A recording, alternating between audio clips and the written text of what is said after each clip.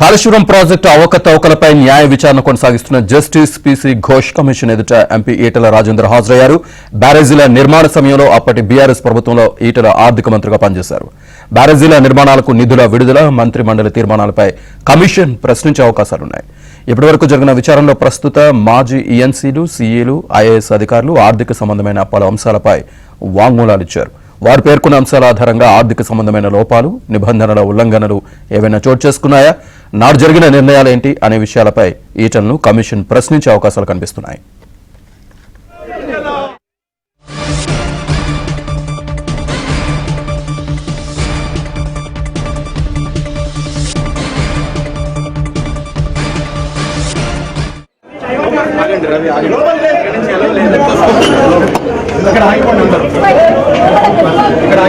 Media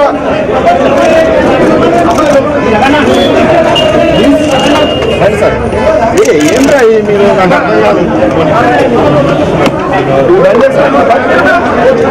మీరు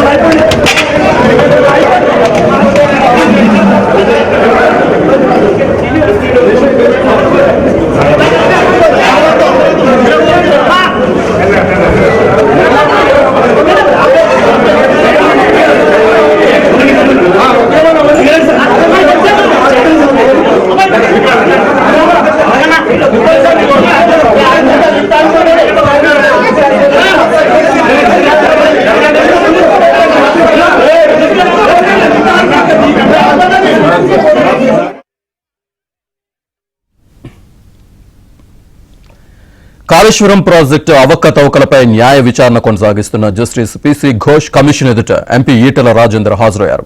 బ్యారేజీల నిర్మాణ సమయంలో అప్పటి బీఆర్ఎస్ ప్రభుత్వంలో ఈటెల ఆర్థిక మంత్రిగా పనిచేశారు. బ్యారేజీల నిర్మాణాలకు నిధుల విడుదల, మంత్రి మండలి తీర్మానాలపై కమిషన్ ప్రశ్నించే అవకాశాలున్నాయి. ఇప్పటివరకు జరిగిన విచారణలో ప్రస్తుత మాజీ ఈఎన్సీలు, సీఏలు, ఐఏఎస్ అధికారులు ఆర్థిక సంబంధమైన పలు అంశాలపై వాంగ్మూలాలిచ్చారు. వారు పేర్కొన్న అంశాల ఆధారంగా ఆర్థిక సంబంధమైన లోపాలు, నిబంధనల ఉల్లంఘనలు ఏవైనా చోటు చేసుకున్నాయా, నాడు జరిగిన నిర్ణయాలు ఏమిటి అనే విషయాలపై ఈటెలను కమిషన్ ప్రశ్నించే అవకాశాలు కనిపిస్తున్నాయి.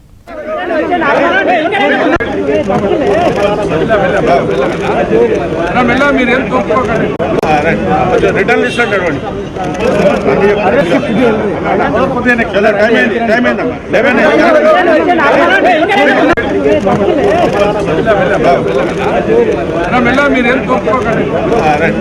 రిటర్న్ లిస్ట్ అంటాడు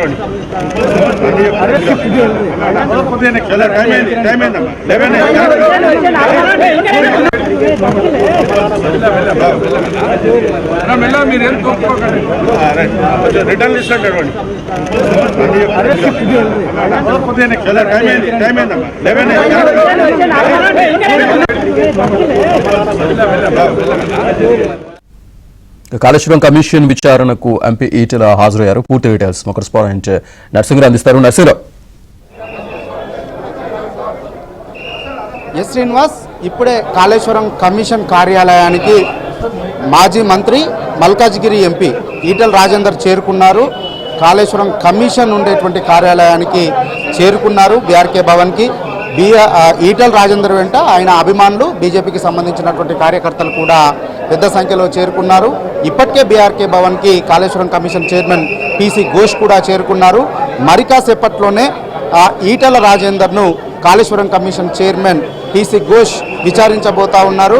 వాస్తవానికి కాళేశ్వరం కమిషన్ ఎదుట ఈ రోజు నుంచి రాజకీయ నాయకులు, ఆనాటి ప్రభుత్వంలో కీలకంగా వ్యవహరించినటువంటి వ్యక్తుల విచారణ, నేతల విచారణ ప్రారంభం కాబోతుంది. గత ప్రభుత్వంలో ఈటెల రాజేందర్ ఫైనాన్స్ మినిస్టర్గా పనిచేశారు కాళేశ్వరం నిర్మాణ సమయంలో. సో ఈ నేపథ్యంలో ఈ కాళేశ్వరం నిర్మాణ సమయంలో కొన్ని చెల్లింపులకు సంబంధించి, ఆర్థికపరమైనటువంటి అంశాలకు సంబంధించి, అదేవిధంగా కార్పొరేషన్ కమిషన్ ఏర్పాటుకు సంబంధించి, ప్రభుత్వం షూరిటీ ఇవ్వడానికి సంబంధించి, చెల్లింపులకు సంబంధించి అనేక సందేహాలు కమిషన్కు విచారణ సందర్భంగా వచ్చాయి. అధికారులను విచారిస్తున్నటువంటి సమయంలో అనేక సందేహాలు వచ్చినటువంటి నేపథ్యంలో ఆనాడు విధానపరమైనటువంటి నిర్ణయాలు తీసుకునేటువంటి సమయంలో ఏ విధంగా ముందుకు వెళ్లారు, చెల్లింపులకు సంబంధించి కావచ్చు, అప్పులు తేవడానికి సంబంధించి కావచ్చు అనేటువంటి దానిపైన ఈరోజు ఈ విచారణలో కమిషన్ క్లారిటీ తీసుకునే అవకాశం ఉంది. అందుకు సంబంధించి ఇప్పటికే పెద్ద ఎత్తున ప్రశ్నావళిని కూడా సిద్ధం చేసింది. సో మొదటగా ఈ కాళేశ్వరానికి సంబంధించి తన వద్ద ఉన్నటువంటి సమాచారాన్ని మొదట కమిషన్ చైర్మన్ అడిగేటువంటి అవకాశం ఉంది. ఆ తర్వాత కమిషన్ చైర్మన్ ప్రశ్నల్ని అడిగి వాటికి సమాధానాలు రాబట్టేటువంటి అవకాశం ఉంది. సో మరి కాసేపట్లోనే ఈ విచారణ ప్రారంభం కాబోతుంది. అయితే ఈరోజు ఈటల రాజేందర్ వచ్చినటువంటి నేపథ్యంలో అసలు ఈటల రాజేందర్ ఆనాడు బీఆర్ఎస్ ప్రభుత్వంలో ఫైనాన్స్ మినిస్టర్గా ఉన్నారు, ఇప్పుడేమో ఆయన బీజేపీలో ఉన్నారు, మల్కాజ్గిరి ఎంపీగా కూడా ఉన్నారు.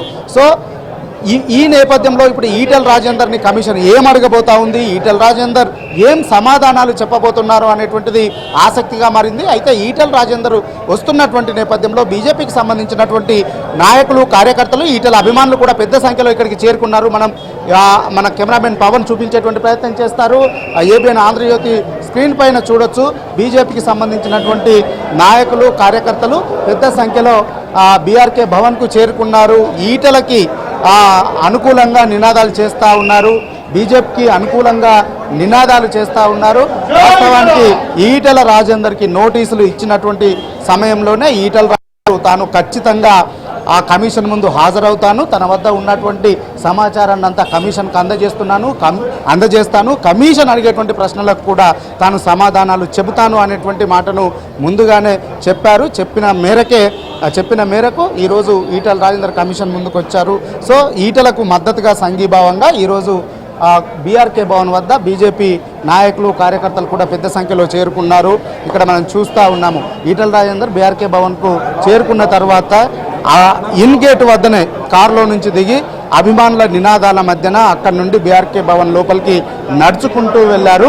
సో విచారణ కొద్దిసేపట్లోనే ప్రారంభమవుతుంది. అయితే జనరల్గా ఇప్పటి వరకు విచారణ 3 దశల్లో జరిగింది. మొదటగా సమాచారాన్ని ఈ కాళేశ్వరం ప్రాజెక్టుకు నిర్మాణంలో భాగస్వాములైనటువంటి, నిర్మాణంతో సంబంధం ఉన్నటువంటి, నిర్మాణంలో పనిచేసినటువంటి ఏఈ స్థాయి అధికారి నుంచి రాష్ట్ర స్థాయిలో గ్రౌండ్లో పనిచేసినటువంటి ఏఈ స్థాయి అధికారి నుండి రాష్ట్ర స్థాయి అధికారుల వరకు విచారణ జరిపారు.